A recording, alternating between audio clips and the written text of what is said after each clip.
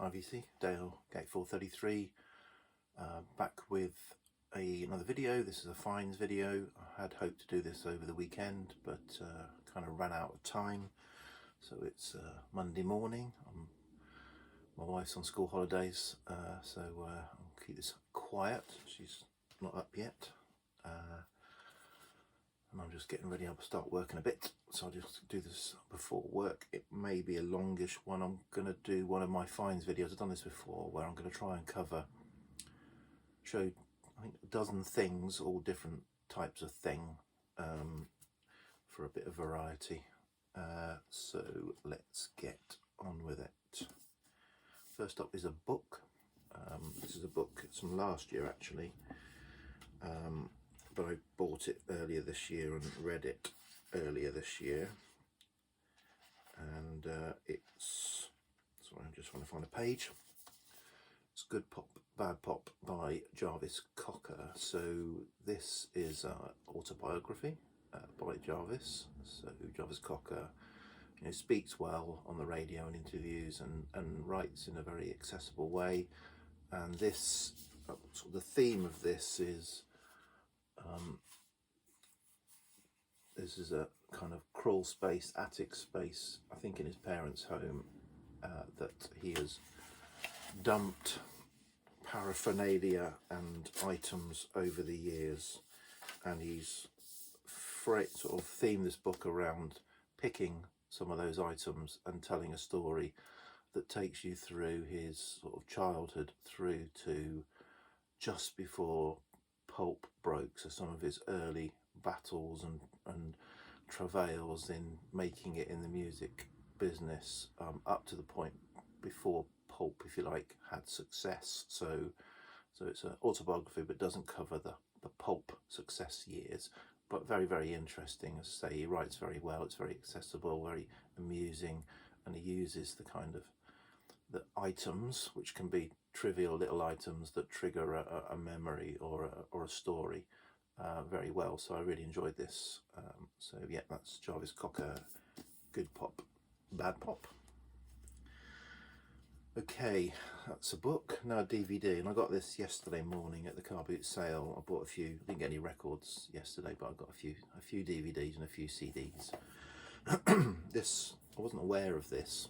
This is Radiohead, 7 television commercials.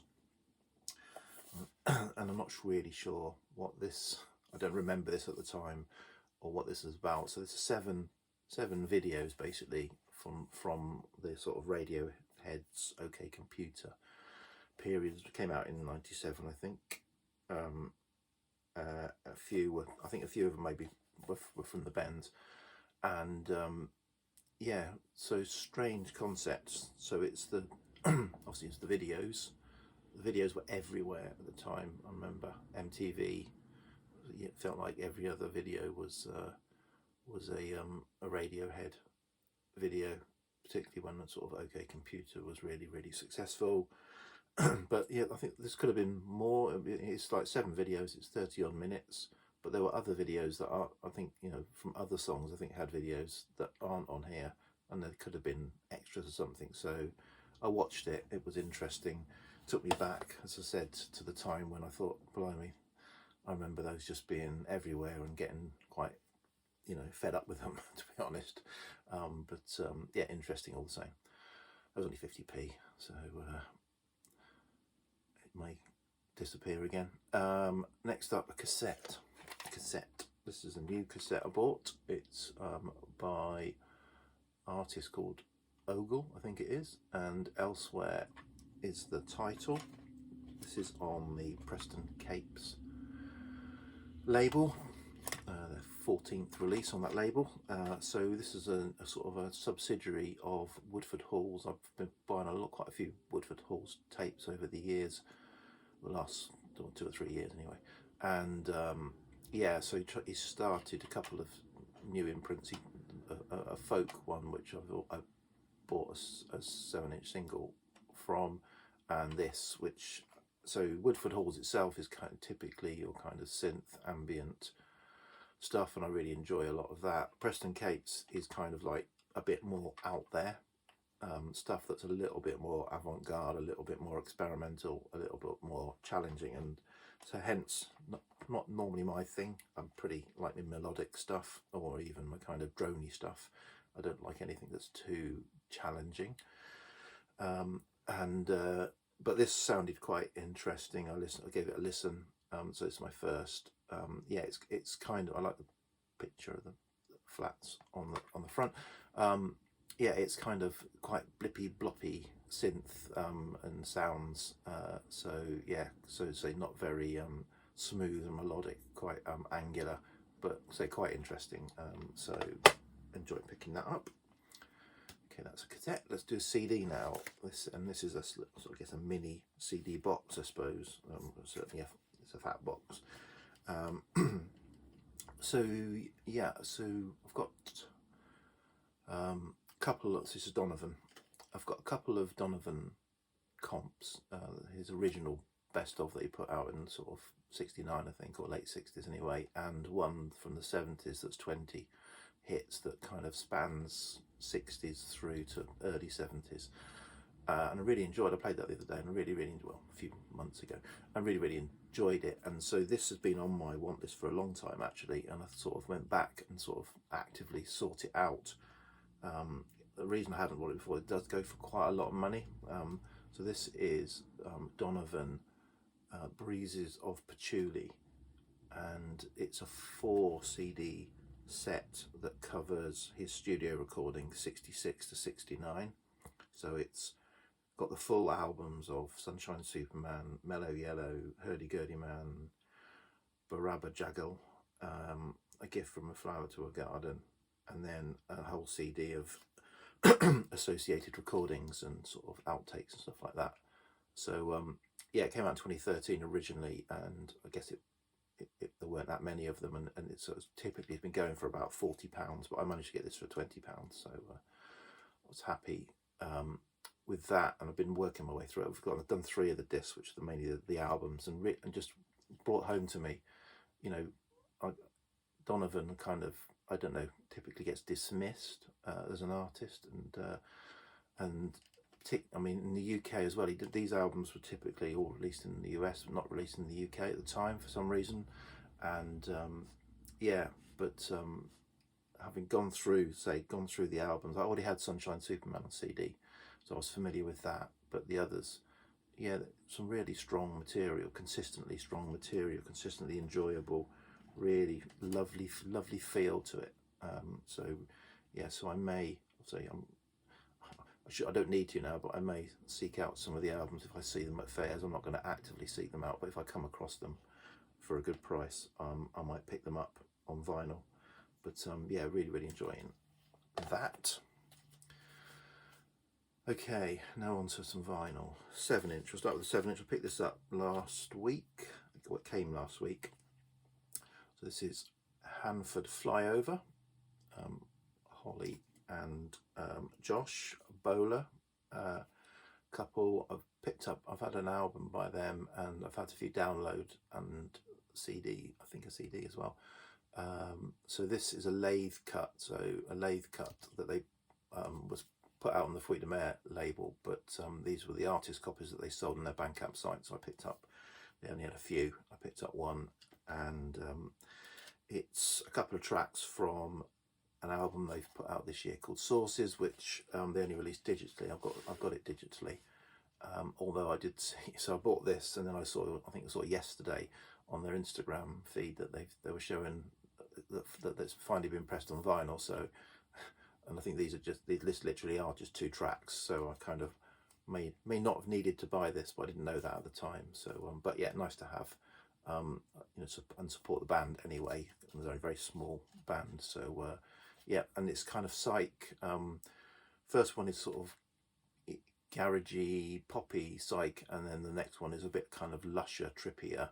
I much prefer, yeah. So Shadows of the Sun is a bit kind of sort of pop psych garage, little edge fraction of garage on it, and then Formless is yeah, a bit more of a kind of say trippy kind of very kind of atmospheric song. So yeah, enjoyed that anyway.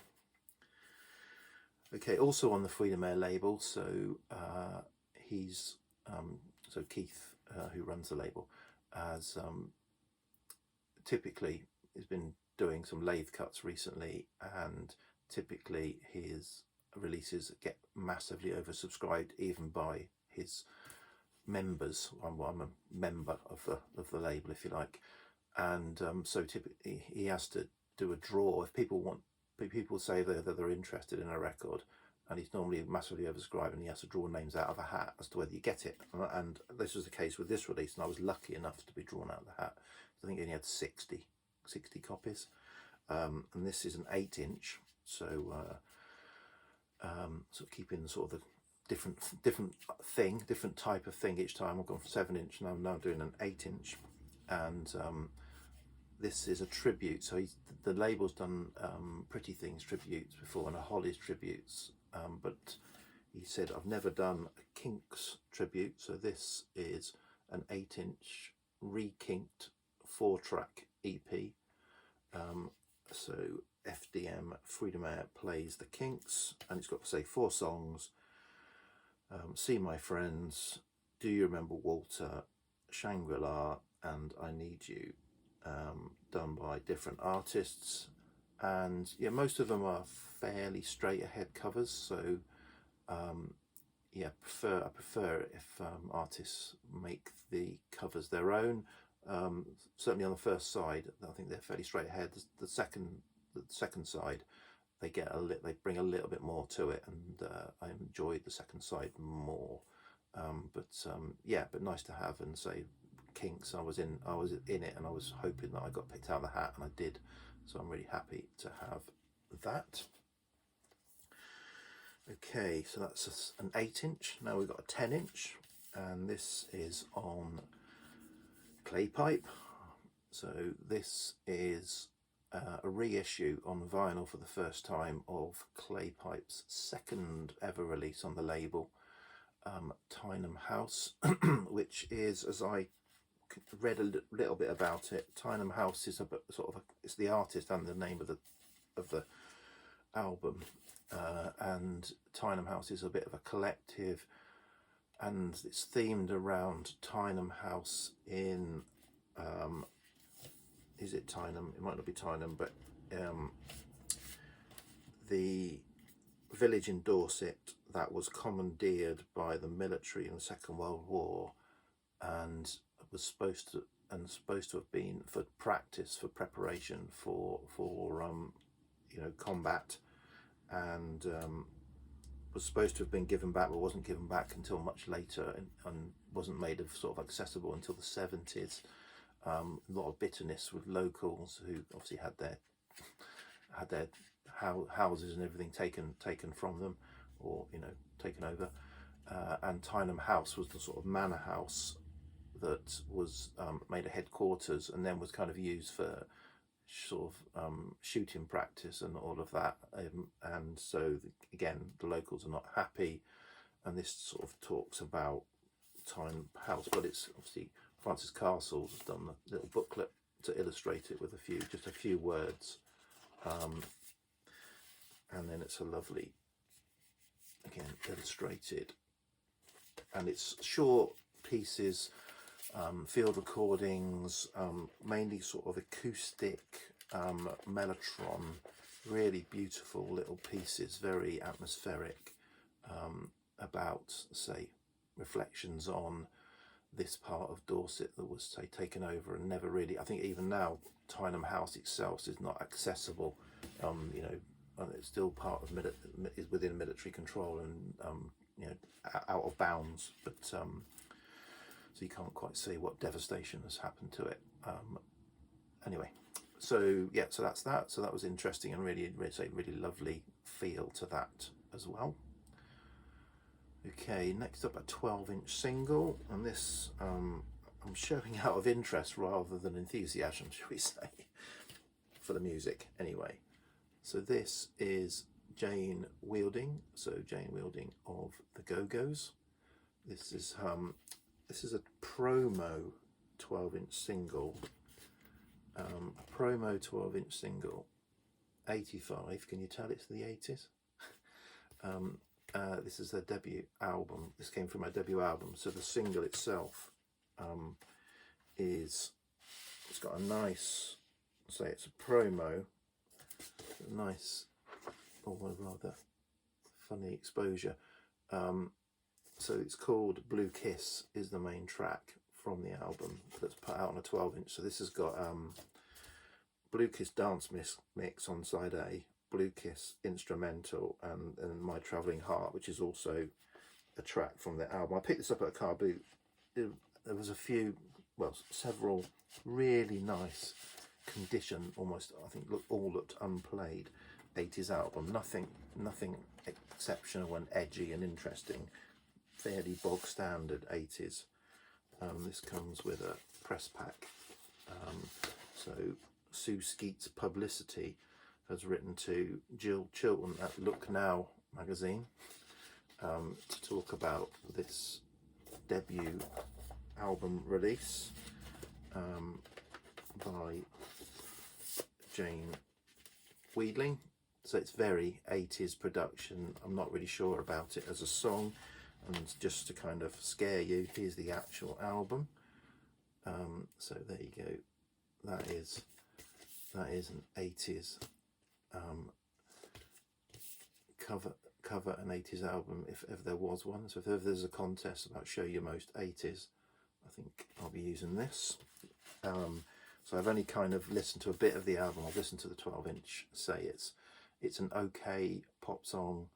You know, Jane Wheedling is a kind of, you know, energetic and you know, quite artistic member of the Go-Go's, and so yeah, I'm probably going to hold on to these, but say and try and get past the 80s production that's on them. Okay, that's 12-inch single. We're now moving on to an EP. I got this on Saturday, actually. Just got this on Saturday. I pre-ordered it from Elephant Records, a local record shop in Winchester. So this is an EP, 6-track EP by Budos Band. This was it's available in indie stores. So this is the indie copy, green vinyl. Yeah, so I was interested in this because I thought I'd kind of given up on Budos Band. Their last album didn't do a great deal for me. It was more of the same. They're a kind of psych, funk, soul band that have been on the Daptone label. So although they're kind of like white psych rockers, funkers, they've been on the Daptone label, which is more of a soul funk label. And Sharon Jones was on that label, and yeah, so they kind of got that sound, really thick, funky psychedelic soul, psychedelic funk sound, but it was kind of like more of the same, more of the same, more of the same. They've left that label now, so I was interested to hear if they changed their sound, because it's still got the horns and everything on it. So you know, they've got quite a few members, and so you've got bass, drums, guitar, or they're all instrumental and congas, but then you've got like sax, trumpet, a couple of trumpet players, cowbell player. Yeah, but I think it has slightly changed. I think definitely this is gone a bit more to the psych than the funk side, but there's still some funk in there. So yeah, I enjoyed this. Well, I will say it was 6 fairly short songs. So, you know, 3-4 minute songs. I thought there'd be some longer jams on it, and £25 for an EP. I thought that was quite a bit, but again, supporting my local record shop. I'm a charity. Okay, now 3 LPs, a new reissue, and a used. So let's go with the new. We're back to Clay Pipe, and this is the latest Clay Pipe album release. This is Kate Brooks and Easel Studies, and this painting again, Francis Castle, fantastic artwork, is the easel that the studies were performed on. So this is the I already wrote this down, the Buckler music easel, which is a synth type portable synth that comes in like a big suitcase, where it's got the kind of bits for all the plugs and the wires and the switches, and then it's got like a keyboard bit on it, all in a kind of big synth, big sort of metal suitcase type thing. They originally were from the early 70s, I think. Buchler Music made these kind of synths since the 60s, I think, through, still making them today. And this is a modern reproduction that they make, from what I can tell from looking at posts on Kate Brooks's Instagram.